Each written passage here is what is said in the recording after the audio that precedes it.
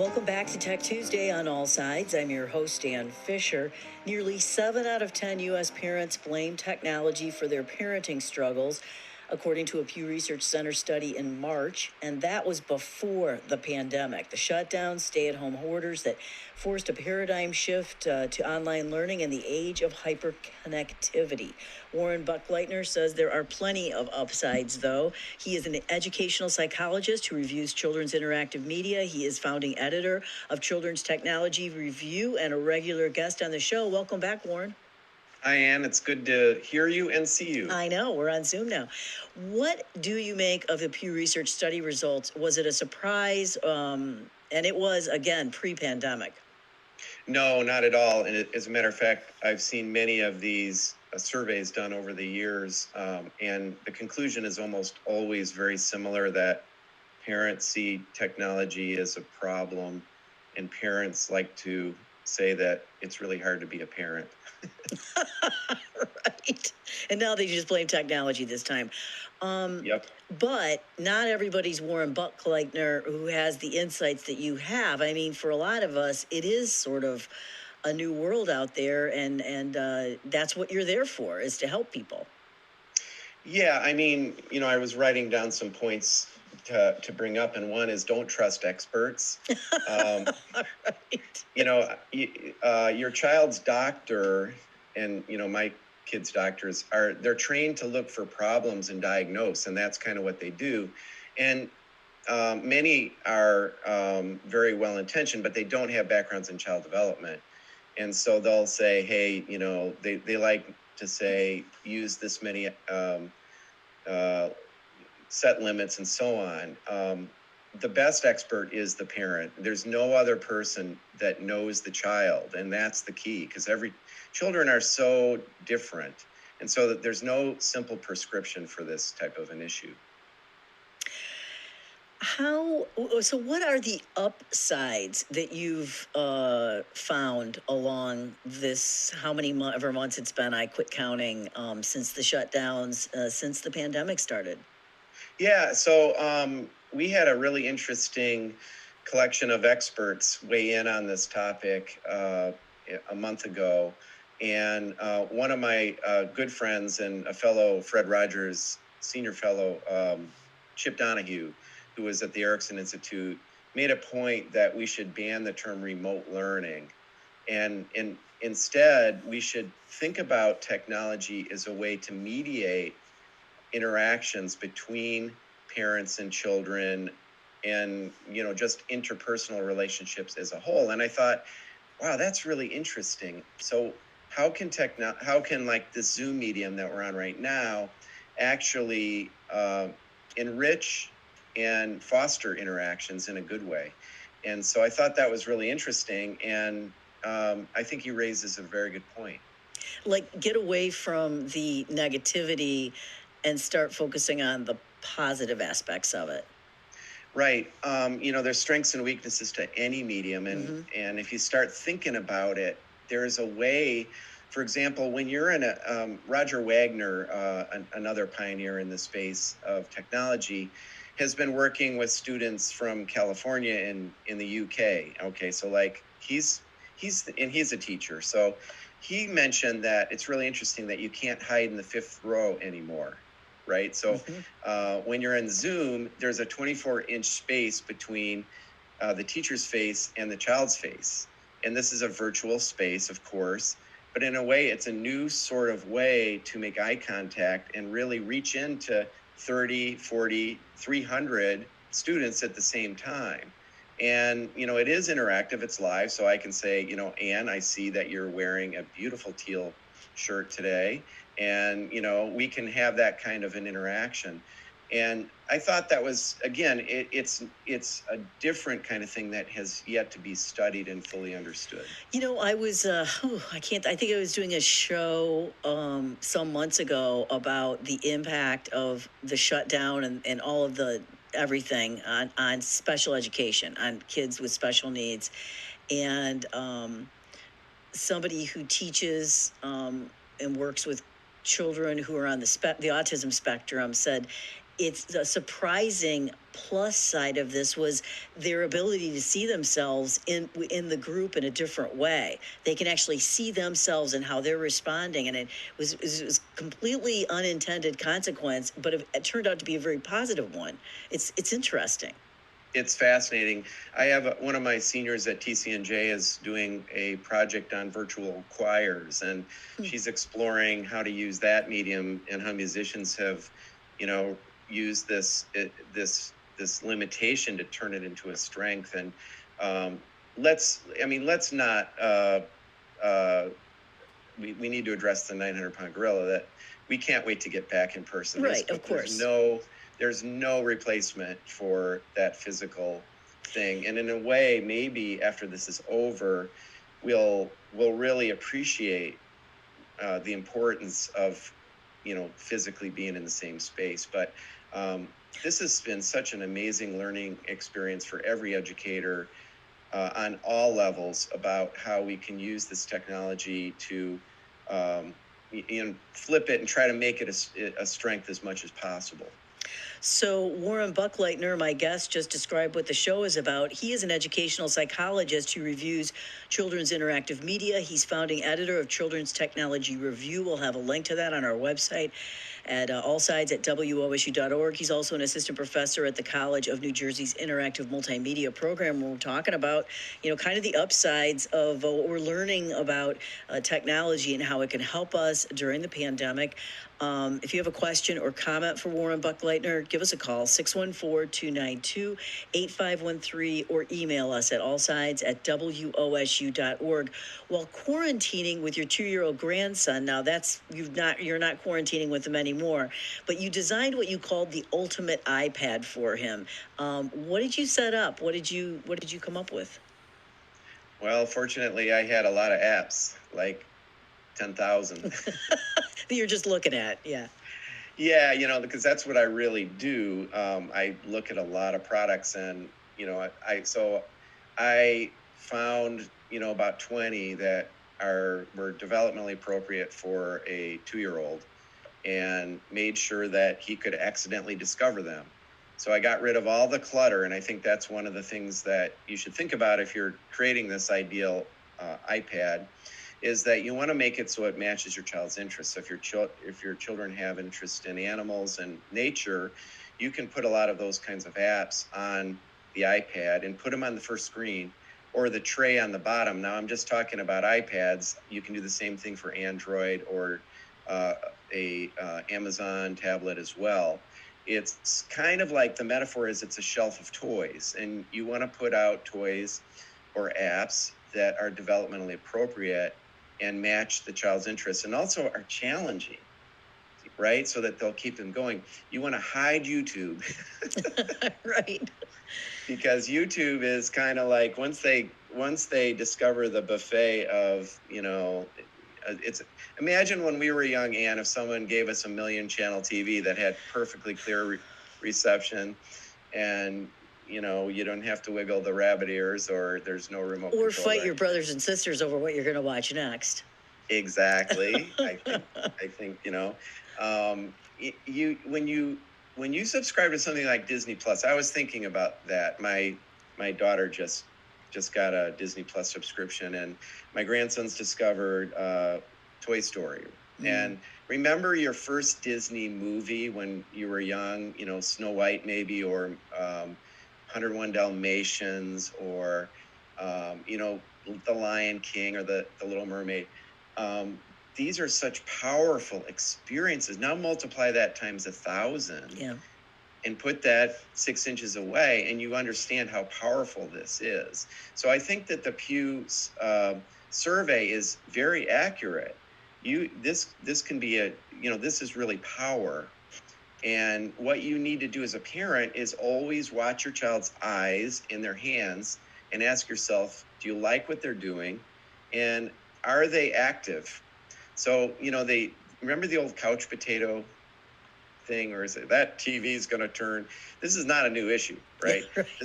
Get outside. This was a big fear in the 60s. Right. Get off the couch, and it's turning kids into passive blobs. And the same thing can happen with a tablet if you are using your tablet as a delivery of linear media, so non-interactive media.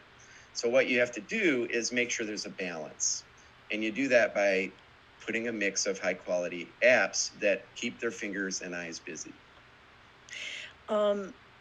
You've applauded designers who are creating quality, ethical apps. What do you mean? How do you define that?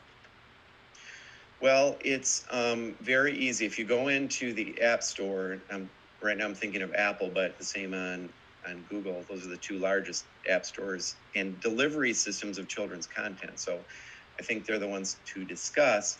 And just look for free kids apps, and you download the first 100. So I'm doing that right now. I'm taking a survey of those. You'll see a race to the bottom.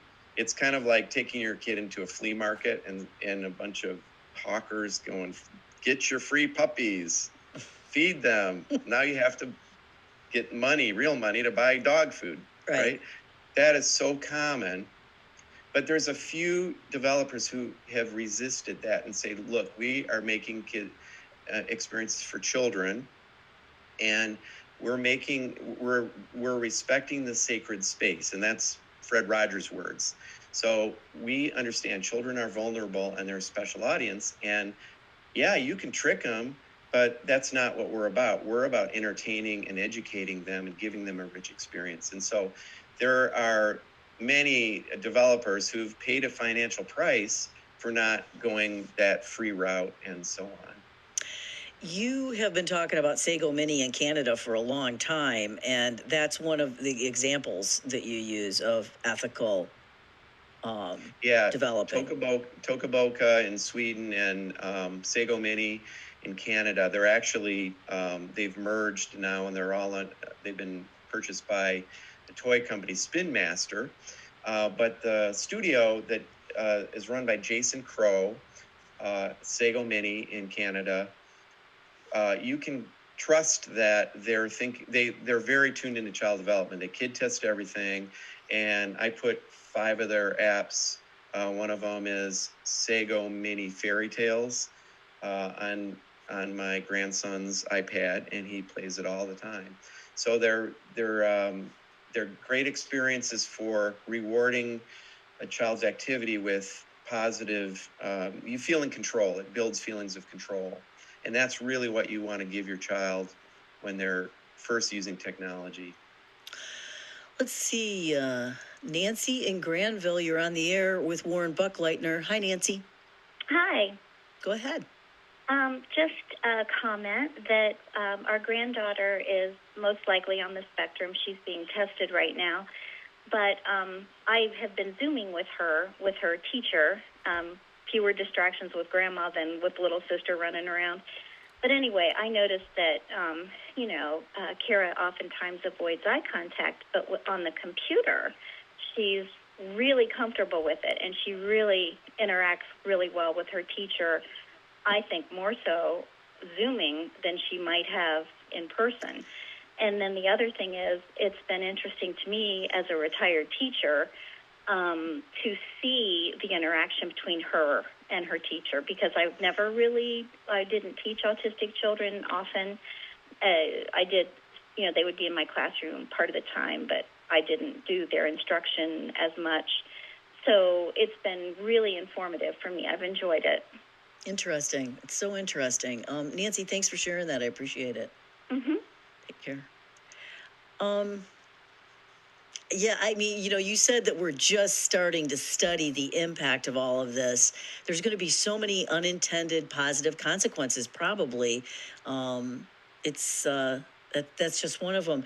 You also endorsed the Sandman by, I don't know how to pronounce the name of the company, AOE?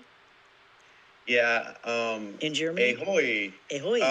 It's a bunch of crazy German guys who with their young parents.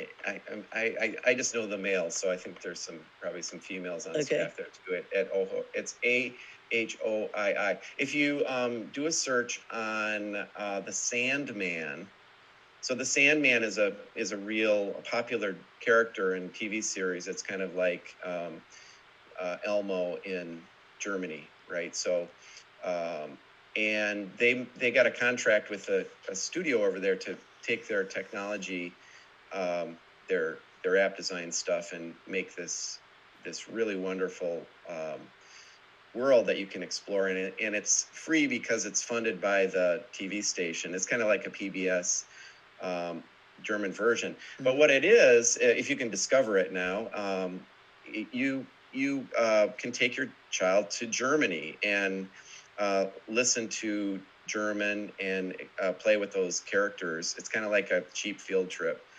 And it's a very high quality. The aesthetics are gorgeous. It's when they say German craftsmanship, this is like a Mercedes of apps. It's really wonderful to.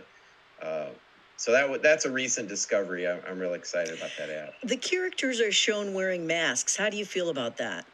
I think it's great. I think that children are trying to get their heads around, what is this whole thing? It's really funny because to them, to a lot of kids, a mask is as common as putting on socks. And, to us, it might be strange, but I'm really glad that publishers are starting to understand that the reality going forward is going to be different for the pandemic generation. And kids will, they'll be thinking about, there's a whole bunch of consequences that will come out of this that we still don't understand.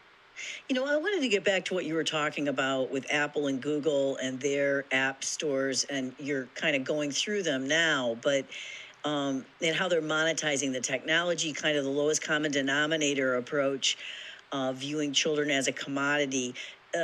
Are there other ways to find apps besides these big app stores we know about? There's... it's a good question, really. I always think about consumer risk. So you can actually download, quote, free stuff and test it. But like anything, let's get back to that Pew thing. Mm-hmm. Parenting is hard. So you need to take the effort as a parent, an extra effort to preview things before you give them to your child. So there are actually some really good, wonderful, really free things because they're funded by NSF grants or they're for whatever reason. There's a lot of really super quality products that you can put in front of your child, and it's a tragedy that that people don't know about them. So obviously that's what we do. Mm-hmm. We try to review this stuff and be like a Consumer Reports of this category. But reading reviews is a good thing. Also, Apple should be credited with, they just lowered the commission from 30% to 15% to companies that earn less than $1 million a year. Oh, well, that's interesting. And that's been a big boost for publishers that don't make a lot of revenue, but they want to focus on the quality. So that's an important step. So I think Apple is making... they're aware of this, I think, and hopefully we'll see more support for the ethical publishers. Video games, game consoles are all doing very well during the pandemic. Thank you very much, especially Nintendo with games like Animal Crossing. What do you like about Animal Crossing, and what are they doing right? Yeah, so the Switch in general is Nintendo Switch. Nintendo's always been a family-oriented company, and the collection of games, they're expensive, but a game like Animal Crossing, which I don't need to describe, it's pretty famous at this point, but it's a virtual world that can be social, so that it's another way, again, it's a technology-mediated way to have a relationship with a family member who's far away. And and I mentioned Among Us is another computer-based experience where a group can, play virtually. I just also, there's several game shows now, trivia game shows that use the same technology, where there's Family Feud was just released this week on all the game consoles. So you can have one family in Georgia and another family in Michigan, and having a feud going back and forth. Fun. Well, Warren Buckleitner, thanks so much for your time today. I really appreciate it. I hope you have a great holiday. Thank you so much. Thanks, Ann. It's good to talk with you. You too. Warren Buckleitner is an educational psychologist. He reviews children's interactive media. He's the founding editor of Children's Technology Review. That's childrenstech.com. He's also an assistant professor at the College of New Jersey's Interactive Multimedia Program, and he joins us on a pretty regular basis, and we appreciate his time. We have more Tech Tuesday coming up, so stay with us. This is All Sides with Ann Fisher on 89.7 NPR News.